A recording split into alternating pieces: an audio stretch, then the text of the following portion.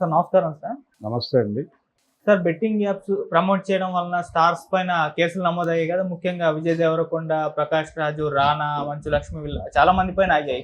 అయితే వీళ్ళు ముగ్గురైతే స్పందించారు. ప్రకాష్ రాజ్ గారు, విజయ్ దేవరకొండ అండ్ రానా వీళ్ళు ముగ్గురు కూడా స్పందించారు. ప్రకాష్ రాజ్ గారు ఏమంటున్నారంటే 9 సంవత్సరాల కిందట చేసిన ప్రమోషన్ అది. ఆ తర్వాత తప్పని తెలిసి ఇప్పటివరకు దాని జోలికే ఎళ్ళలేదని చెప్పేసి అన్నారు. అయినా కూడా విమర్శలు వస్తున్నాయి. అంటే 9 సంవత్సరాల కిందట చేసినప్పుడు అది తప్పని నీకు తెలీదా? దానివల్ల మోసపోతున్నారు, ప్రాణాలు పోతున్నారని చెప్పేసి నీకు తెలీదా అని ఆయన పైన. అటు విజయ్ దేవరకొండ కూడా ఇది లీగల్‌గా అన్నీ సెట్ అయ్యి ఉన్నాయి. యాప్‌కి అన్ని పర్మిషన్స్ ఉన్నాయి. అందుకే చేశానని చెప్పేసి ఆయన కూడా ఆళ్ళ టీమ్ కూడా స్పందించారు. దానిపైన కూడా వస్తున్నాయి. అన్నీ ఓకే ఉంటే బెట్టింగ్ యాప్స్‌ని ప్రమోట్ చేస్తావా అని ఆయన పైన విమర్శలు. రానా కూడా ఇదే తరహా చెప్పాడు. ఆన్సర్ ఇచ్చే ప్రయత్నం చేశారు. ఏదేమైనా వాళ్ళ మీద విమర్శలైతే వస్తున్నాయి సార్. మరి వాళ్ళ స్పందనల పైన మీ ఒపీనియన్ ఏంటి సార్? అంటే ఇప్పుడు చేతులు కాలాక ఆకులు పట్టుకోవటం అనే ప్రోగ్రామ్ ఎలాగో ఉంటుంది. సో ఈ కాలటానికి కారణం ఏమిటి అనేది అన్వేషించాల్సి ఉంటుంది. ఈ కాలటానికి కారణం ఏమిటి అనేది అందరికీ తెలిసిన విషయమే. అంటే సెలబ్రిటీలని అప్రోచ్ అయ్యి, అయ్యా మేమేదో ఒక యాప్ డిజైన్ చేసుకున్నాం, దీన్ని కొంచెం ప్రమోట్ చేయండి అని ఎవరో అడుగుతారు. ఇది యాక్చువల్గా ఇప్పుడు ఒక మార్కెటింగ్ టీమ్స్ ఏర్పడిపోయినాయి. ఈ మార్కెటింగ్ టీమ్స్ వాళ్ళు సెలబ్రిటీస్ని మాత్రమే కాదు, రకరకాల మాధ్యమాలలో ఒక పాపులారిటీ సంపాదించుకున్న ప్రతి వ్యక్తిని, అంటే తనలో అంతర్గతంగా ఉన్న అభిప్రాయాలని ఏదో ఒక సోషల్ మీడియాలో రెగ్యులర్గా మాట్లాడటం ద్వారా కొంతమందిని ఒక మనిషి అట్రాక్ట్ చేయగలిగితే వాళ్ళని కూడా ట్రేస్ చేసి వాళ్ళ ఫోన్ నెంబర్లు సంపాదించి వారికి ఫోనులు చేసి, సార్ ఇలా మీకు చాలా పాపులారిటీ ఉంది, మీకు తెలియదు కానీ ఈ విషయం ప్రపంచంలో చాలామంది మీ గురించి మాట్లాడుకుంటున్నారు అని మొదలు పెడతారండి. వీళ్ళు కొంత వాళ్ళ హోల్డ్లోకి వెళ్తారు, నిజమా అని. అక్కడ నెమ్మదిగా వాళ్ళని కన్విన్స్ చేసి, మీరు ఈసారి చేసే వీడియోలోనూ చెప్పేటువంటి రాసేటువంటి చోట ఎక్కడో చోట దీని గురించి 4 మాటలు రాయండి, రాస్తే కొంత హెల్ప్ అవుతుంది. కుర్రాళ్ళు ఏదో ప్రయత్నం చేశారు, ఒక యాప్ డిజైన్ చేశారు, కొంచెం వాళ్ళకి పుష్ ఇవ్వగలిగితే జీవితంలో ముందుకు పెడతారు, ఇలా మొదలవుతుంది. ఇదే మెథడాలజీ వాళ్ళు బిగ్ స్కేల్లో కొంతమంది దగ్గరికి వెళ్ళి అడుగుతారు. నిజానికి వాళ్ళు హెల్ప్ చేస్తున్నామనే ఉద్దేశంతో కూడా చేసి ఉండొచ్చు. డబ్బులు కూడా వస్తాయి దీంతో పాటు, వాళ్ళు పేమెంటు ఇస్తారు. అలాగే ఈ రకమైనటువంటి పుషింగ్ చేసి హెల్ప్ చేయండి అనేది అదో చారిటీ ప్రోగ్రామ్ లాగా కూడా అడుగుతారు. ఎలా కావాలంటే అలా టర్న్ చేసే విషయాన్ని అవతల వాడి దగ్గర నుంచి ఒక ఒప్పుదల సాధించి వాడితో ఆ పని చేయించడమే మార్కెటింగ్ స్ట్రాటజీ.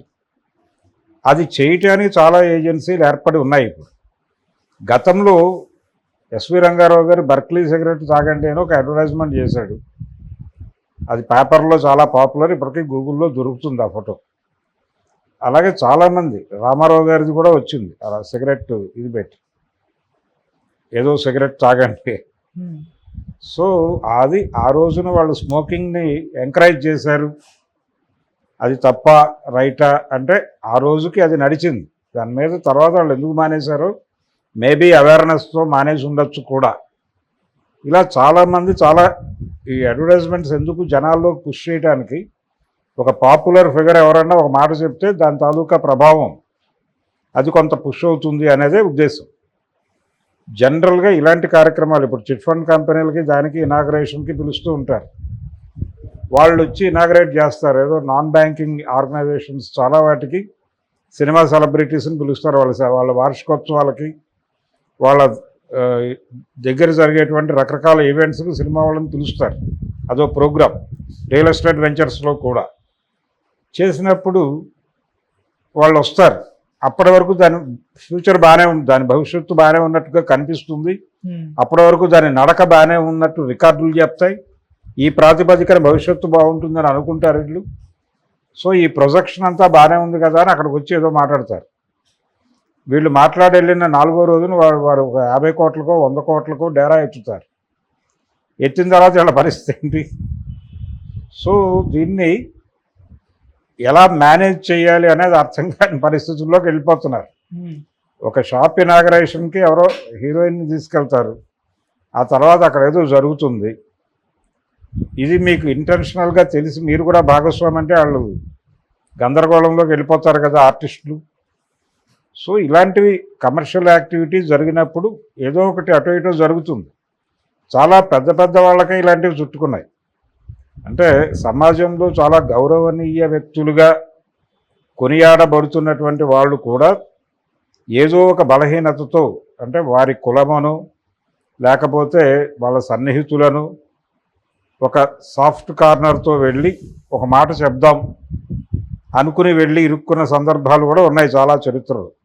ఎస్పి బాలసుబ్రహ్మణ్యం గారే ఇరుక్కున్నారు అలా స్వయంగా.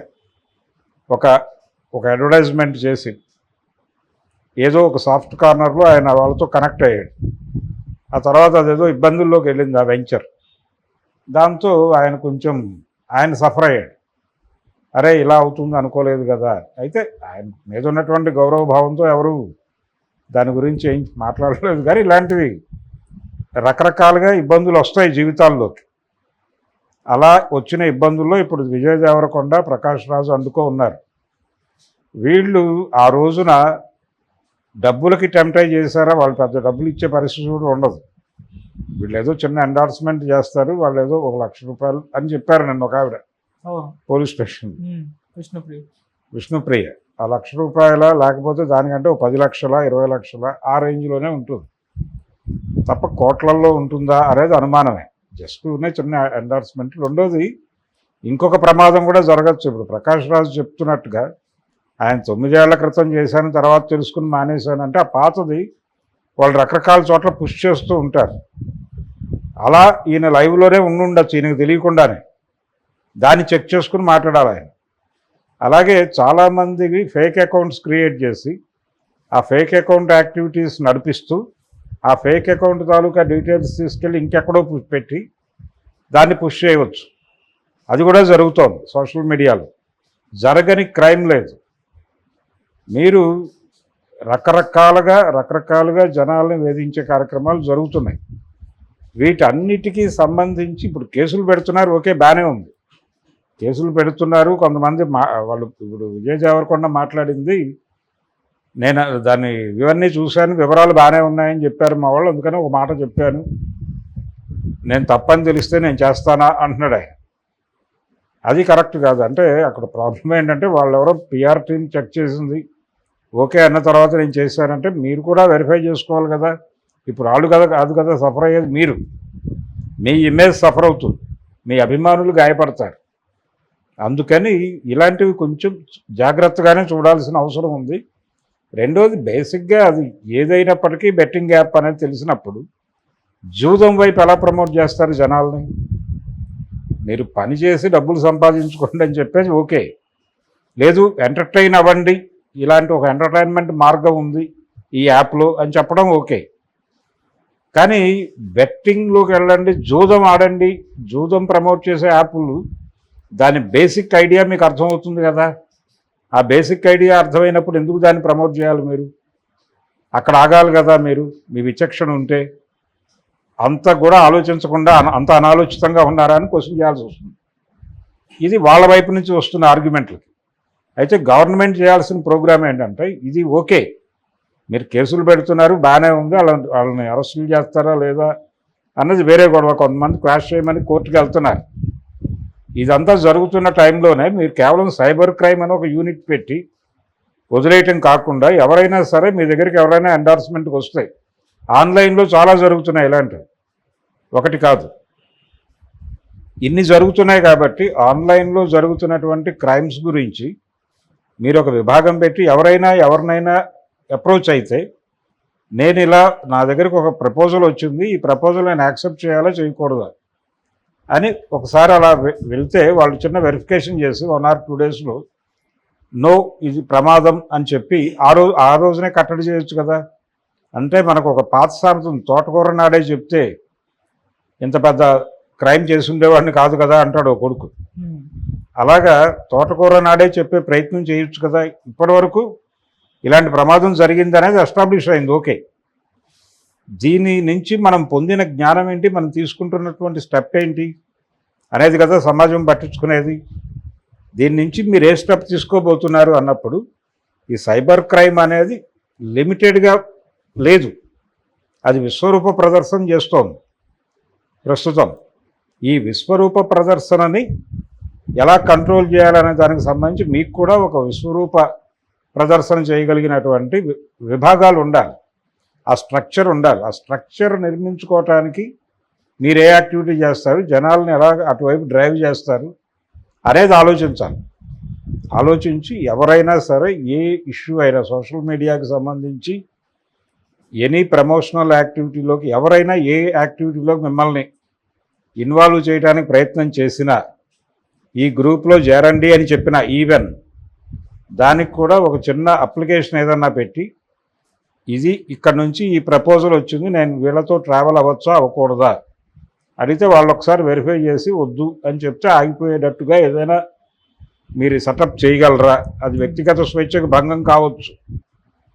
మా నిర్ణయాలు మేము తీసుకుంటుంటే మధ్యలో ఈ సెన్సారింగ్ ఏంటి అనొచ్చు. కానీ అలాంటి మెకానిజం ఒకటి ఉంటే కనీసం ఒక కనీస రక్షణ అయినా దొరుకుతుంది కదా వీళ్ళకి, ఇలాంటి ఇన్వాల్వ్మెంట్ లేకుండా. లేదు వీళ్ళ విచక్షణ అయినా పనిచేయాలి. ఎక్కడ మనం ఎండార్స్ చేస్తున్నాం, దాని యాక్టివిటీ ఏమిటి, దాని ద్వారా ప్రజలకి ఒనగూడేది ఏమిటి అనే దగ్గర కొంచెం ఆలోచించాలి. అలాగే ఈ ఫైనాన్షియల్ ఇన్స్టిట్యూషన్స్ వాటిని ప్రమోట్ చేసేటప్పుడు కూడా వాళ్ళు చెప్తున్న వడ్డీ ఎంత, ఇంత సాధ్యమైన జనం నుంచి కలెక్ట్ చేసిన డబ్బులు బీరువాలో పెడితే అవి గుడ్లు పెట్టవు. ఈ డబ్బులు తీసుకెళ్ళి ఇంకెక్కడో ఇన్వెస్ట్ చేస్తారు వాళ్ళు. ఆ ఇన్వెస్ట్మెంట్ చేసే ఏరియా ప్రాపర్గా లేకపోయినా వీడికి నష్టమే మదుపరికి.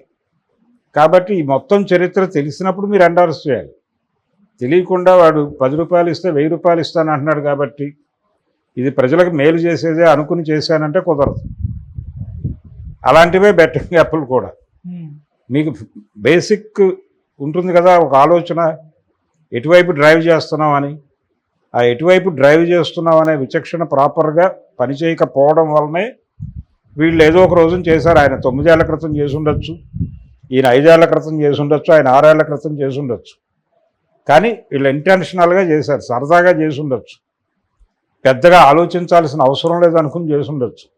ఎవరైనా వాళ్ళని కొంచెం టెంప్ట్ చేసి ఉండొచ్చు. టెంప్ట్ చేయడం అంటే ఇది సామాజిక సేవ, నిరుద్యోగులు 10 మంది కుర్రాళ్ళు ఏదో యాప్ వేసుకున్నారు, కొంచెం ప్రమోట్ చేయండి, ఏదో బతికేస్తారు, అలా అప్రోచ్ అయ్యి అలా కూడా చేయించుకుని ఉండొచ్చు. ఇలా 100 రకాలుగా జరుగుతాయి.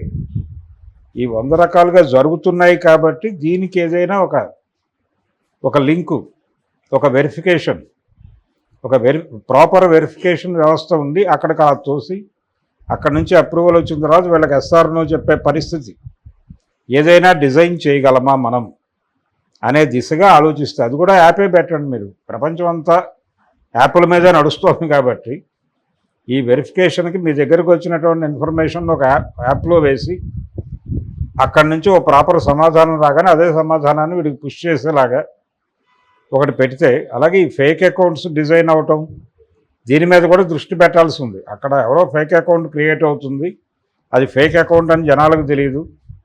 ఆయన మెసెంజర్లోకి వచ్చి ఏదో డబ్బులు కావాలంటాడు, ఆయన మీద ఉన్నటువంటి ఒక ఇంప్రెషన్తో డబ్బులు పంపించే వాళ్ళు పంపిస్తారు, అవి ఎటో వెళ్ళిపోతాయి, ఈయన ఇమేజ్ డ్యామేజ్ అవుతుంది.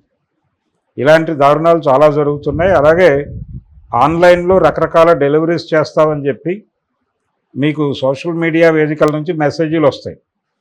మీరు అవి నిజం అనుకుని అక్కడ ఎంటర్ అయ్యి డిస్కషన్లోకి వెళ్తారు. వెళ్ళిన తర్వాత వాడు ఒక అడ్వాన్స్ పేమెంట్ చేయమంటాడు, వీళ్ళు చేస్తారు, తర్వాత వాడు కనిపించడు. ఎందుకు కనిపించట్లేదు నువ్వు అని చెప్పి వీళ్ళు వాడిని సోషల్ మీడియాలో అడిగితే వీడి ప్రొఫైల్ పిక్ తీసుకెళ్ళి వాళ్ళు ఒక దారుణమైన ఏరియాలో అక్కడ పోస్ట్ చేసి ప్రపంచం అంతా వీడి మొహం చూసేలాగా చేస్తారు. అది తీసేయమని అడిగితే వాడు మళ్ళీ డబ్బులు డిమాండ్ చేస్తాడు. ఇలా రకరకాల వేధింపులు జరుగుతున్నాయి ఆన్లైన్ ప్రపంచంలో. వీటిని కట్టడి చేయడానికి ఒక ప్రత్యేక విభాగం ఏదైనా ఉందా, అది ఏర్పాటు చేసుకోండి. ఓకే, అది ఏర్పాటు చేసుకోండి. వీళ్ళని కాపాడటానికి ఇంకేదైనా మెకానిజం పెట్టుకోండి. ఈ అనుభవం నుంచి మీరు ఏం చేస్తున్నారు అనేది చెక్ చేసుకోండి. కేసులు పెట్టారు, ఆనందమే. కేసులు పెట్టడంతో సరిపోదు. ఈ నేరాలు జరగకుండా ఉండటానికి మీరు తీసుకుంటున్నటువంటి చర్యలు ఏంటో చెప్పండి ప్రపంచానికి, అప్పుడు ప్రయోజనం. అందుకని విజయ్ దేవరకొండ, ప్రకాష్ రాజు వీళ్ళు చెప్పే ఆర్గ్యుమెంట్లో కూడా డొల్లతనమే ఉంది. డొల్లతనము అంటే ఇన్ ది సెన్స్ వాళ్ళకి బేసిక్స్ తెలుసు, అది అక్కడ జరిగే వ్యవహారం తెలిసినప్పుడు దూరంగా ఉండాల్సింది. మీరు దగ్గరికి వెళ్ళారు, ఏ కారణం చేత అయినా వెళ్ళి ఉండొచ్చు, అది తప్పని ప్రపంచం ముందు చెప్పేసేయండి. ఎందుకు దాని గురించి? అది ముందు ఎండార్స్ చేశాను, తర్వాత తప్పని తెలిసింది అని చెప్పడం కూడా తప్పే. ముందే మీరు పైగా ప్రపంచాన్ని జ్ఞానపరిచే పద్ధతిలో మాట్లాడుతూ ఉంటారు కదా, అలా మాట్లాడేటప్పుడు మరింత జాగ్రత్తగా మీరు వ్యవహరించాలి కదా.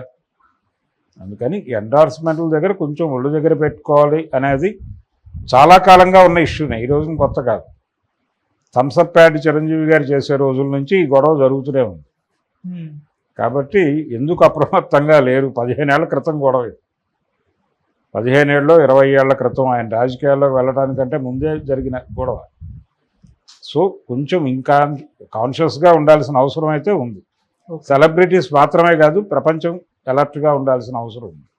సార్ ఇంకోటి ఏంటంటే సార్, వీళ్ళపైన ఫిలిం అసోసియేషన్స్ చాలా ఉన్నాయిగా, మా కానివ్వండి ఫిలిం ఛాంబర్, వీళ్ళు ఏమన్నా యాక్షన్ తీసుకుంటారనే చర్చ కూడా జరుగుతుంది. ఎందుకంటే నిన్న ఫిలిం ఛాంబర్ చైర్పర్సన్ దామోదర్ గారు స్పందించారు, మేము లెటర్ రాస్తాము, చర్యలు తీసుకోమని చెప్పేసి అంటున్నారు. అంటే ఏదైనా ఇష్యూలో ఇరుక్కున్నప్పుడు మా వాళ్ళు దూరం పెడుతూ వస్తుంటారు కదా, మరి ఇప్పుడు వీళ్ళపైన ఏమన్నా చర్యలు తీసుకునే ఛాన్సెస్ ఏమన్నా ఉన్నాయా సార్ మీ ఒపీనియన్లో? అంటే ఇందులో ప్రధానంగా యాక్టర్స్ ఉన్నారు. యాక్టర్స్ అందరూ మా అసోసియేషన్తో లింక్ అయి ఉండొచ్చు. మా అసోసియేషన్ వీళ్ళని మందలించవచ్చు.